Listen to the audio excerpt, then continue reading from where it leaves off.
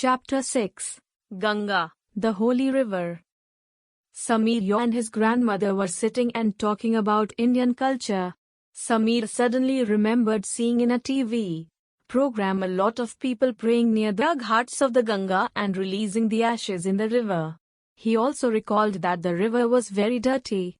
He wanted to find out about it and asked his grandmother, "Why do people pray on the banks of the river Ganga and throw ashes into it?"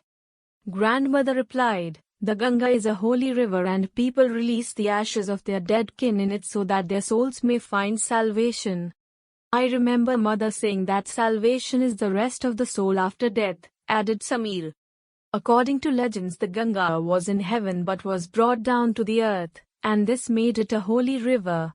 Long, long ago there lived a king, Sagara, in Ayodhya, who had two wives. Kesini was his first wife, and they had a son, Asamanjas. But he was very cruel. However, Kesini's grandson Anshuman was kind and brave, said the grandmother. Sumati was the second wife, and she had 60,000 sons. But they were very proud and were not liked by the people, continued the grandmother. King Sagara became very strong and powerful. He had a huge empire. But he wanted to establish the boundary of his empire and tell people who was the king of the land, so that they would not be confused. To do this, King Sagara performed the Ashwamedha Yagya, sacrifice of the horse. He selected a good horse from his stables and let him trot wherever he wanted to go. Interested, Samir asked, what would happen if someone stopped the horse? Stopping the horse meant challenging the king's authority and a fight would start. But anyone who let the horse pass would be protected by the king. However, the gods were unhappy with the 60,000 sons of King Sagara as they were very cruel. The gods felt that the world would be a better place without them. So Indra, the king of gods, came down to the earth disguised as a demon. He stole the horse and hid it, said the grandmother.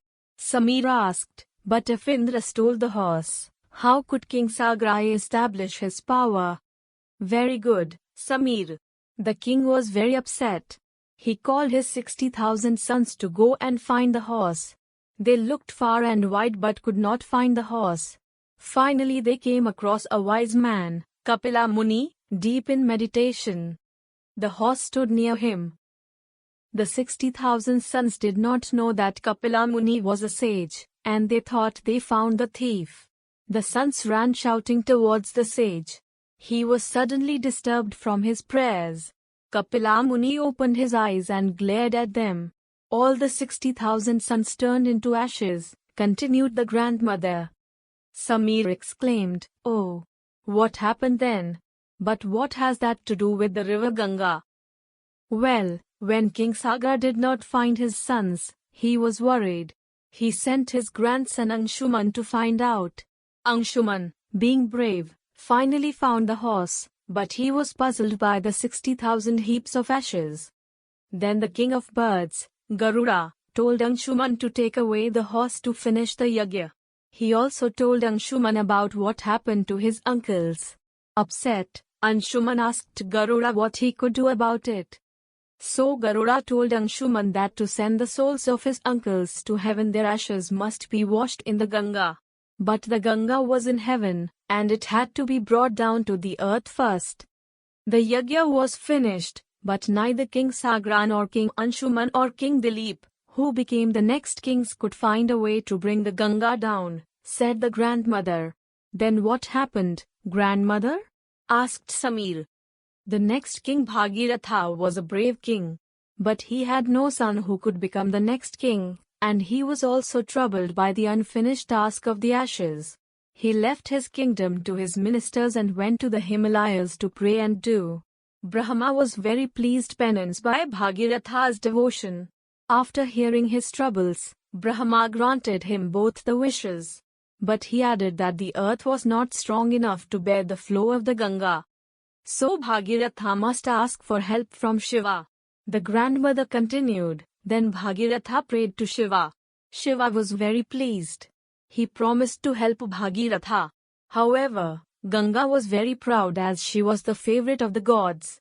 She thought that she would sweep away even Shiva by her force. Ganga, with all her force, fell on Shiva's head. Shiva knew of Ganga's pride. To teach Ganga a lesson, Shiva stopped her flow by his matted hair. Coming towards the end of the story, the grandmother said, Bhagiratha was troubled, and he started praying once again. Pleased, Shiva allowed the Ganga to flow gently. The waters of the Ganga divided into 7 streams, 3 flowed to east and 3 to west. One stream followed the chariot of Bhagiratha. The stream that followed Bhagiratha was so beautiful that all the gods assembled to see it. Bhagiratha then performed the holy rites for his 60,000 ancestors. Their souls could finally go to heaven. Delighted, Samir said aloud, So, because the Ganga came down from heaven, it is believed to be holy. But Samir still looked puzzled and asked his grandmother, if the Ganga is holy, then why do people make it so polluted? Should it not be kept clean? Smiling a little, grandmother said, Samir, that is a very good question. Why don't you ask this question to your classmates and find out? And also find out the ways to aware people about the cleanliness of Ganga.